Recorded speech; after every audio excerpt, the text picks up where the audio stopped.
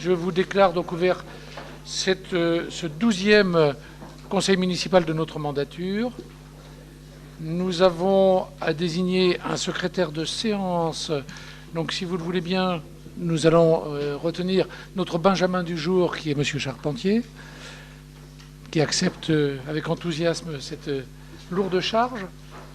J'ai reçu un certain nombre de pouvoirs, le pouvoir de Mme Reculot à Mme Thibault, le pouvoir de M. Bonin à M. Gachet et le pouvoir de Mme Sureau à M. Nolot. Nous avons à approuver un conseil municipal du 10 mars 2015. Avez-vous des remarques dessus?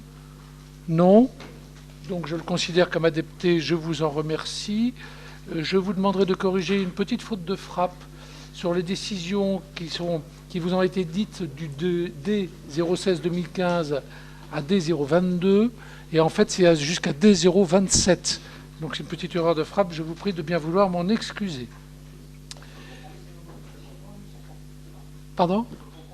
Non, pas sur le compte-rendu. Là, sur l'ordre du jour, c'est marqué 22, alors que ça va jusqu'au 27. Voilà, donc c'est juste une erreur de frappe. Hein. Voilà, donc si vous voulez bien, nous allons passer donc à la première délibération, et nous allons commencer donc par une décision modificative sur le budget principal.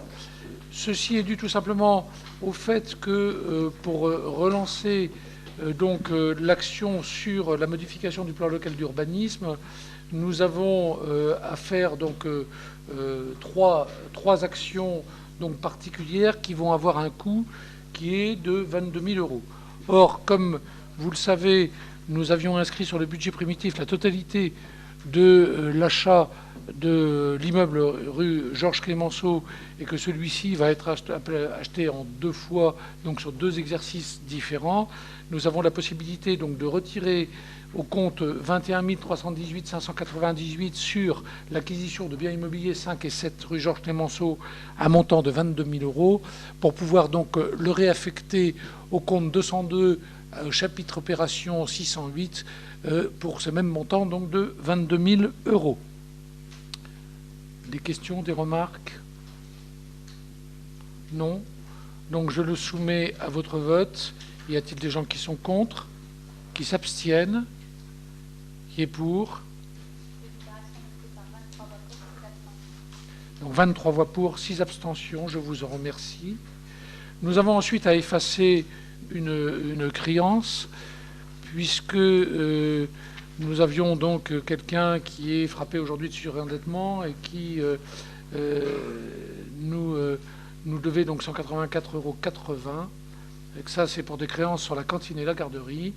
Bien entendu, je vous demande donc, s'il en est possible, de bien vouloir effacer donc cette dette. De toute façon, nous ne pourrons pas recouvrer. Elle se monte pour un montant de 184,80 €.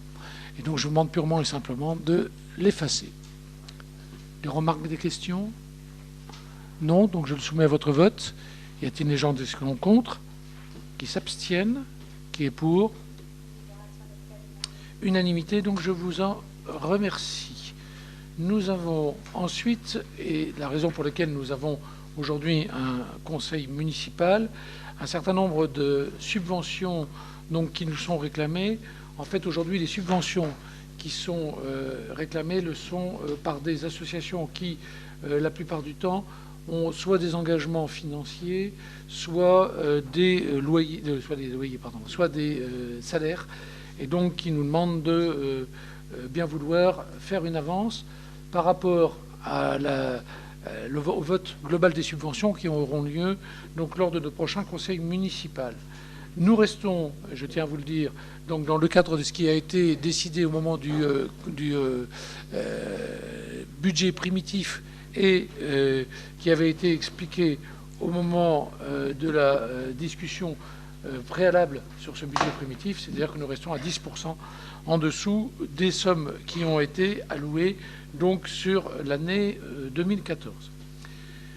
Nous avons donc différentes subventions, celui du comité des fêtes pour un montant de 15 300, celui du club nautique du Sonnet pour un montant de 1 000 €, celui du Vélos Club du Sonnet pour un montant de 2 000 € et 300 € pour l'association sportive du lycée polyvalent et de 500 € pour le relais skating.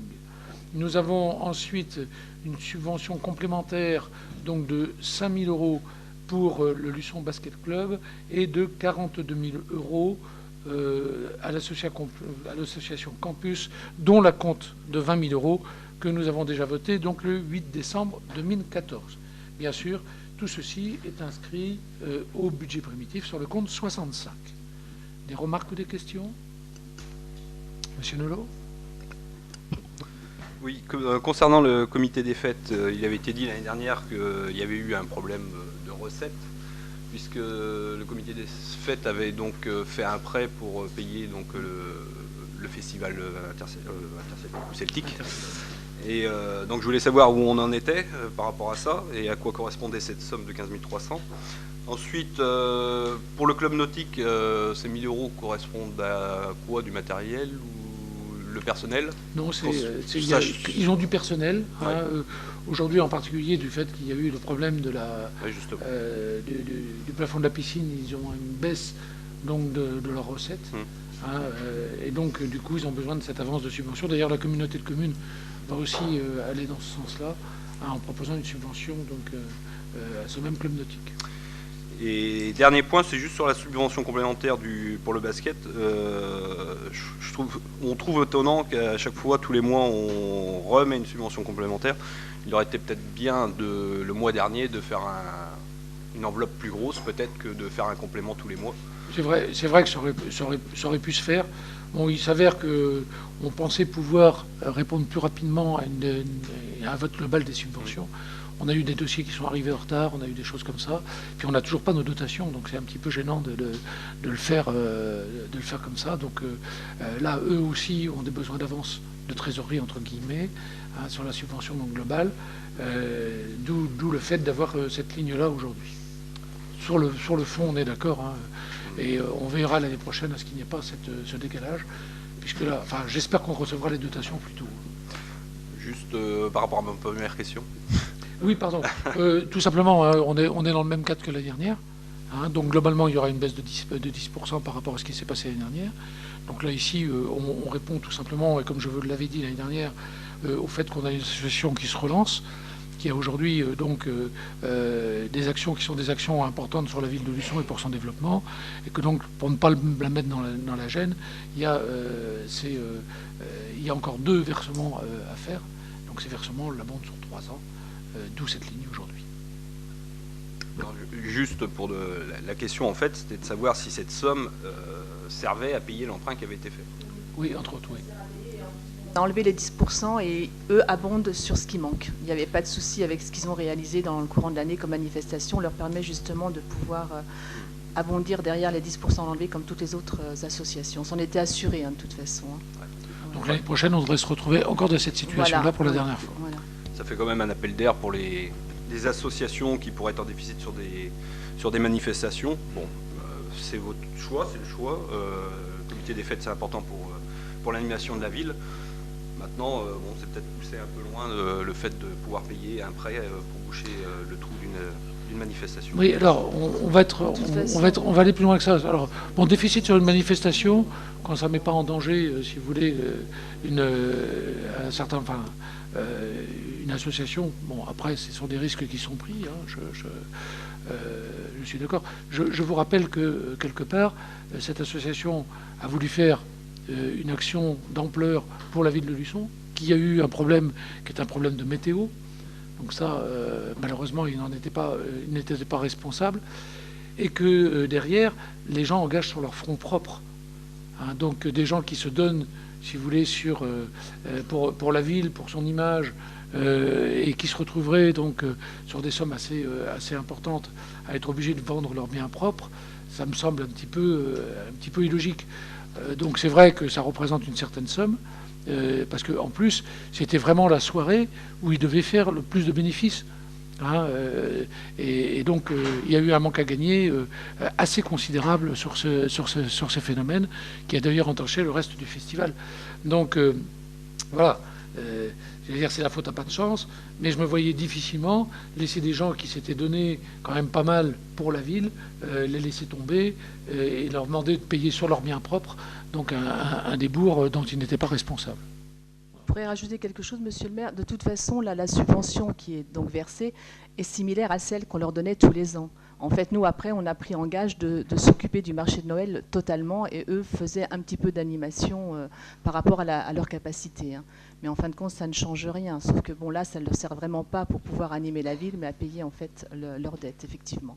Mais ça fait une opération blanche en quelque sorte. Hein. Ça veut dire qu'aujourd'hui, s'ils font des manifestations, ils le font sur leurs recettes. Voilà, tout à fait. Oui, hein. oui, Donc c'est pour ça qu'ils font de petites manifestations. Voilà, c'est vraiment pas... Voilà. D'accord. Je pense qu'il y a... je regardais.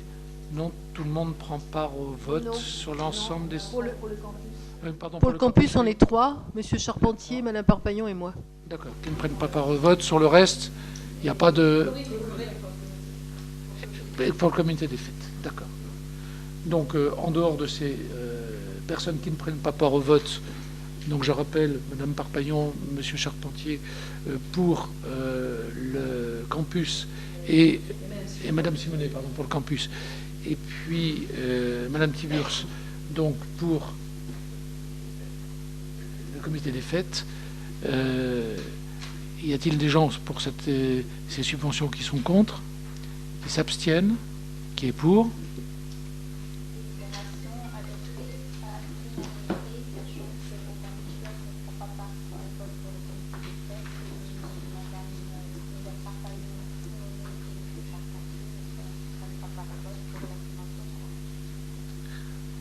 Donc à l'unanimité, je vous remercie.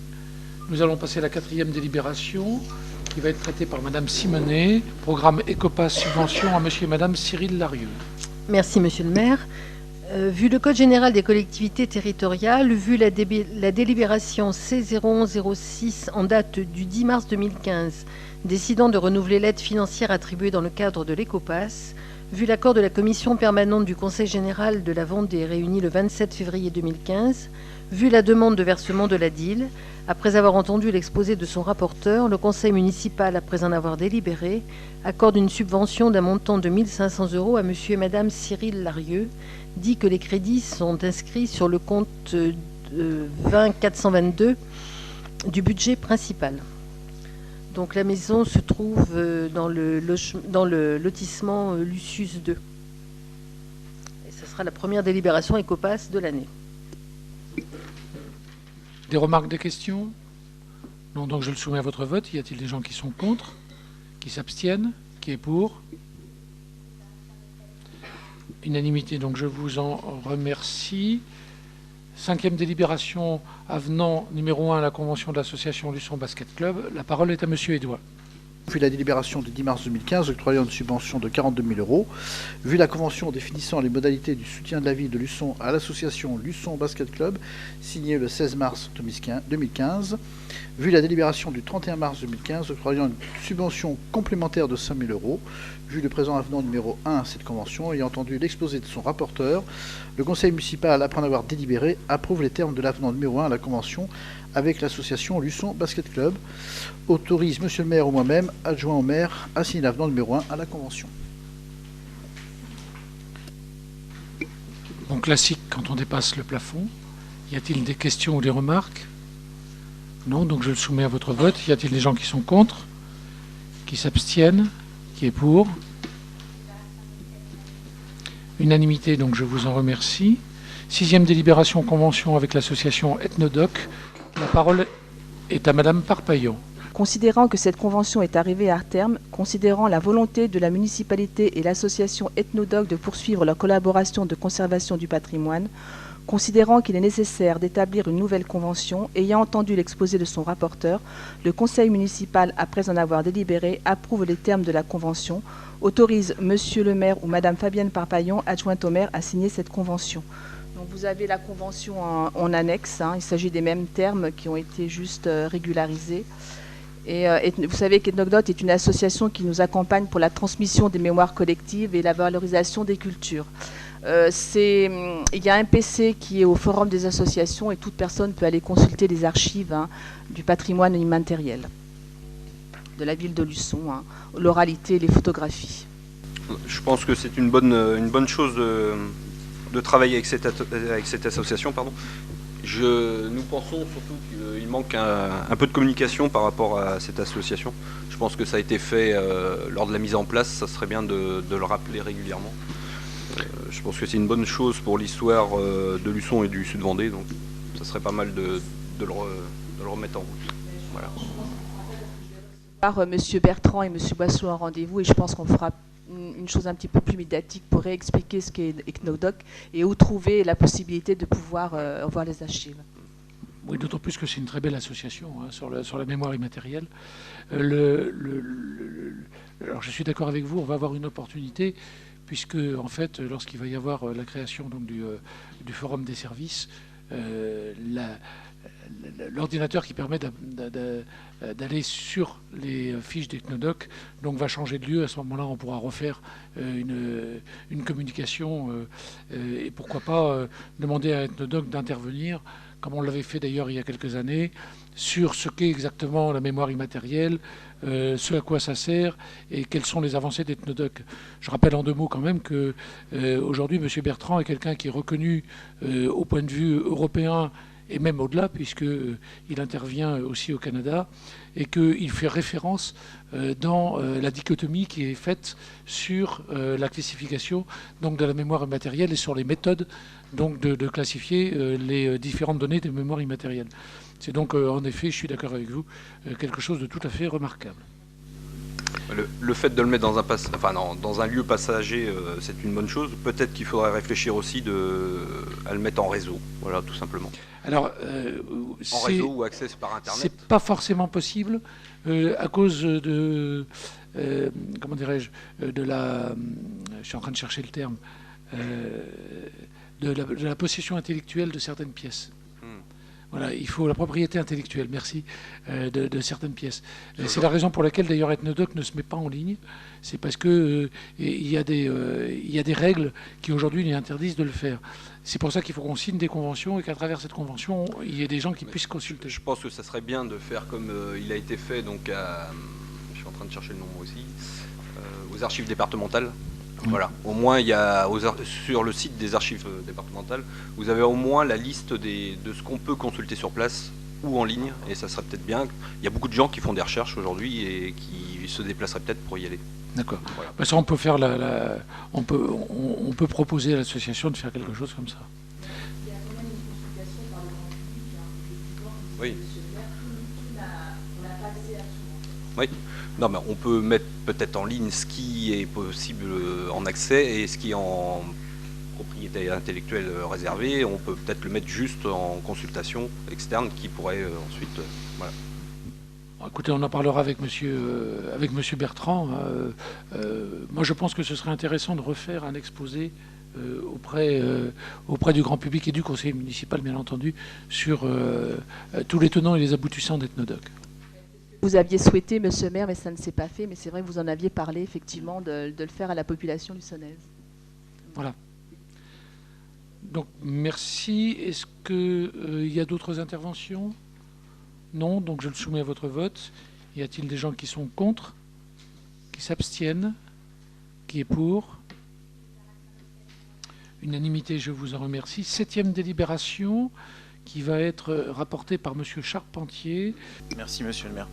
Vu le Code général des collectivités territoriales, vu la loi du 12 avril 2000 en son article 10 relative à la conclusion d'une convention avec l'organisme de droit privé, vu le décret 2001-195 fixant ce montant à 23 000 €, vu la délibération du 8 décembre 2014 octroyant un acompte de subvention de 22 000 €, vu la délibération du 31 mars 2015 octroyant une subvention de 42 000 € à l'association Le Campus dont l'acompte de 22 000 €, vu la présente convention définissant les modalités du soutien de l'association Le Campus, ayant entendu l'exposé de son rapporteur, le conseil municipal approuve, après en avoir délibéré, approuve les termes de la convention avec l'association Le Campus et autorise monsieur le maire à signer la convention, que vous avez en annexe 3.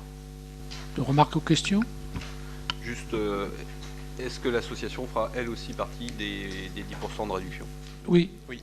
Oui, on a vu ça avec eux et ça pose pas de problème.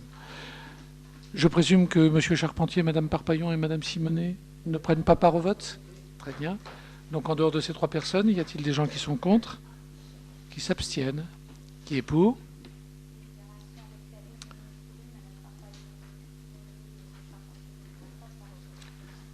Donc à l'unanimité, je vous en remercie. 8e délibération, gratification des stagiaires. La parole est à Madame Simonet. Merci, Monsieur le maire.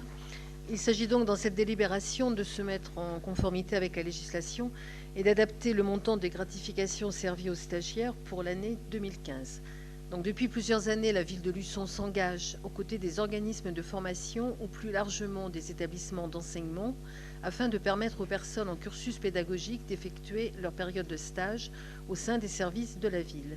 Ainsi, la ville de Luçon accueille des stagiaires pour des durées variant de quelques jours à plusieurs mois dans le cadre de formation ou de diplômes sur des thématiques et des niveaux d'études très variés.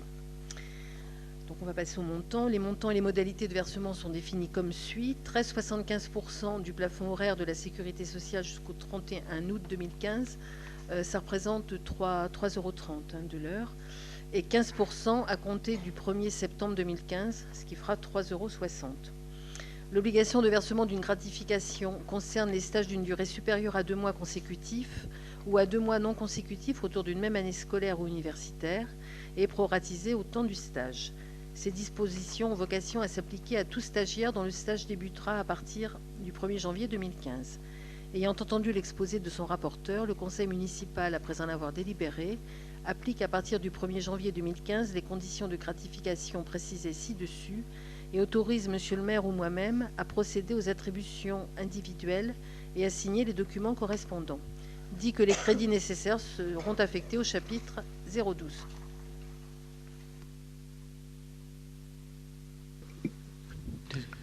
C'est un choix politique ou c'est législatif? Alors, c'est législatif au niveau du montant. À partir du moment où on a pris la décision de... Oui, vous n'êtes pas dans l'obligation de faire des gratifications. Normalement, si. Les stagiaires, maintenant, on est obligé de les... Ce qui me paraît logique, quand même. Ouais. Ouais, c'est bien. C'est une bonne chose. Oui, c'est marqué dans les textes. Autre remarque ou question? Donc je le soumets à votre vote. Y a-t-il des gens qui sont contre? Qui s'abstiennent? Qui est pour? Unanimité, je vous en remercie. 9e et dernière délibération qui va être traitée par Madame Simonet, qui va nous parler des créations de postes. Alors, conformément à l'article 34 de la loi du 26 janvier 1984, les emplois de chaque collectivité sont créés par l'organe délibérant. Il convient de fixer l'effectif des emplois à temps complet et à temps non complet nécessaires au fonctionnement des services lorsqu'il s'agit d'actualiser le tableau des emplois pour permettre des créations de postes pour recrutement nouveau, des nominations d'agents inscrits sur liste d'aptitude après réussite à un concours ou à un examen, l'avancement au grade supérieur au titre de la promotion interne, l'avancement de grade, la mutation d'agent, le détachement d'agents. Considérant les avancements de grade au choix de l'autorité territoriale après avis de la commission administrative paritaire, donc voilà, réunie le 24 février 2015, vu la délibération du 10 mars 2015 fixant les ratios promouvables pour l'avancement de grade des agents de la collectivité pour l'année 2015, ayant entendu l'exposé de son rapporteur, le conseil municipal, après en avoir délibéré, crée un poste d'adjoint administratif principal de 2e classe, un poste d'adjoint d'animation de 1re classe, un poste d'adjoint administratif principal d'animation principale de 2e classe, un poste de technicien principal de 2e classe. Tous ces postes sont à temps complet et autorise monsieur le maire ou moi-même à signer les arrêtés correspondants et dit que les crédits nécessaires seront affectés au chapitre 012. Voilà, donc je vous rappelle que dans la procédure, nous aurons ensuite à supprimer un certain nombre de postes, mais une fois bien entendu que les agents concernés auront quitté ces 10 postes. Voilà. Y a-t-il des questions ou remarques? Non, donc je le soumets à votre vote. Y a-t-il des gens qui sont contre? Qui s'abstiennent? Qui est pour? Unanimité, je vous en remercie. Étant donné que personne ne retrouve ces mots ce soir, je suis heureux qu'il n'y ait pas d'autres délibérations. Je vais donc lever la séance et vous remercier et vous demander de bien vouloir réserver votre mardi 5 avril à partir de 19h, où nous aurons une... 5 mai, pardon, à partir de 19h, donc décidément on est très fatigué ce soir, qui sera qui sera long, hein, ce sera un conseil des municipales très long, puisque nous aurons le compte administratif, le budget supplémentaire et le vote des subventions. Je vous souhaite une bonne soirée, je vous remercie.